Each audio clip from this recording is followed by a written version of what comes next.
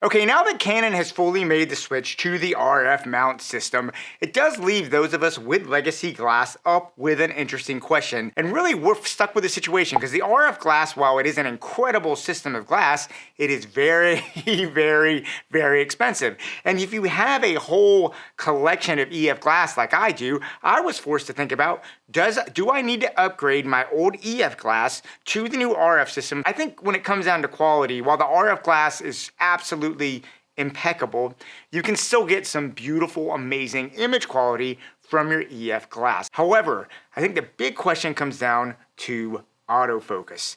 Can the AF systems in this old EF glass compare to the newer RF systems? Well, as it so happens to be, I recently was doing a job where I got a second Canon R5. I decided to do a non-scientific, literal side-by-side test to see how these AF systems go when you put them literally head-to-head in the same conditions, same light, everything. Let's go ahead, go outside, and see how these little puppies stack up when we put them right next to each other. All right, so here I am now in the computer. We have the Canon RF versus the Canon EF head-to-head, literally side-by-side on a tripod. These are both shot on a Canon R5. The only difference is I have a Canon RF 70-200 2.8 at 70 millimeters on one, and I have the EF version of that on the second one. I also want to point out I've set the autofocus settings exactly the same on both of these cameras, and putting the track sensitivity at -3 and the switching track subjects to 0. This is how I tend to like to track objects when I'm shooting in the camera. So what I want to do is I start right off, and you can see almost from the start that, look at that, the EF actually picks up initially faster than the RF. I was actually very surprised by this. And I went back here and moved behind a branch to kind of see, and they both kind of lost it behind the branch, and you can see the RF does a good job of picking me up. But when I come out of the branches, look at this. Boom, they both pick me up almost exactly the same. And really what I was so surprised when I was doing these tests is I jump off there and you can see you lose it, and then I come back up and both of them, boom, pick up pretty much about the same speed. And what impressed me on this is I know these are two different cameras. I know the RF does have better in some situations, but I was impressed with how well the Canon EF stays on target with the RF. You can actually see it's picking up a little bit faster there. Look at that. Once again, our EF has come back a little bit faster than the RF, which completely surprised me. Now, once again, I'm here a little bit starting closer. I'm moving right to the edge, and you can see now both the lenses are keeping me very well. The tracking now, pretty normal. This is what I would expect a normal tracking situation to be. You see me kind of moving around, just kind of testing it. And I'm just going to start. As I do this, I like getting behind the subject, but look in this situation. I do feel the RF tracks me a little bit better behind the bushes, there's no doubt.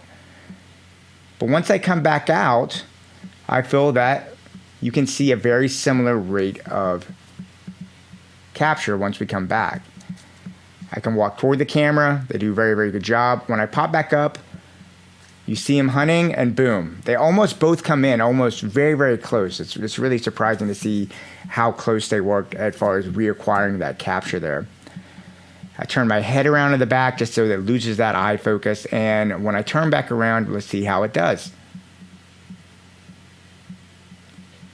And once again, look at that. The EF got to my eye just a hair faster than the RF lens, which was a little bit surprising as well. And they both do a really good job of locking in. I walk off, now I'm going to walk back on just to see it. And once again, there, in that situation, the RF locks in faster than the EF. I think there's some variability here that's just kind of natural of what you'd expect to see in kind of a non-scientific test like this.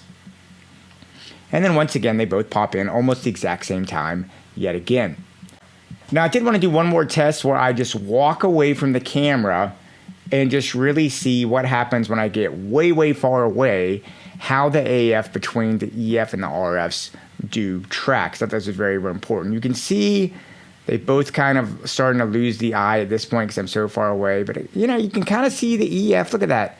The EF is still technically tracking me where the RF has lost me.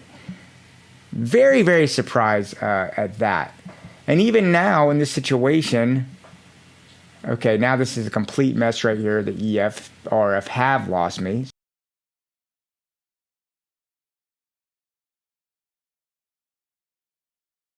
Now as I walk back to the camera, we'll see which one acquires me first. And look at that. They both kind of pop out at about the same distance, which is pretty impressive. And then once I start coming back in, they both have a similar range of difference. And you can see they both lock on really well. I just really think you see here that the RF does a good job. Now I want to do one more where I just go really far back. And as you can see, as I go back, once again, going back, the EF locks on better going far back. I'm completely shocked by that. And then what I want to do is I want to do one where I just run at the camera really fast to see which one comes back quicker. And as I come running back, what you can see is they both pop in almost the same moment.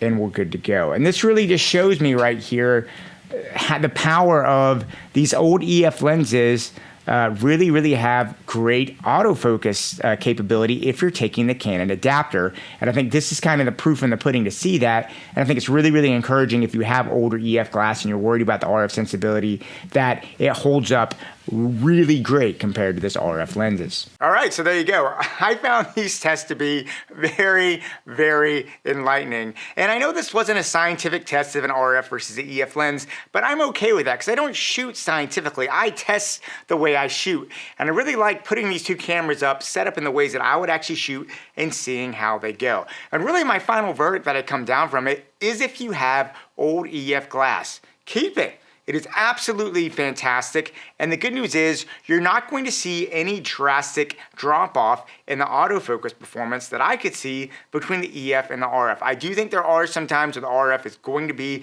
better autofocus, but I really believe that for 90 to 99% of the things you need to shoot, you get great EAF still from your old EF lenses. And if you have that converter, I think that is one of those things that is an unbelievable burden, knowing that now you can focus on getting a camera that's right and not having to think about spending thousands and thousands of dollars of glass to maintain the autofocus. As you slowly go, maybe you'll want to get it, but know now you've got a good set of lenses in your bag already that give you great autofocus, even when it's put head-to-head to that beautiful new RF glass. Anyway, guys, I would love to hear what you have to say about this. Please leave me any comments down below. And yeah, go out there, keep on shooting, and yeah, I'll talk to you soon.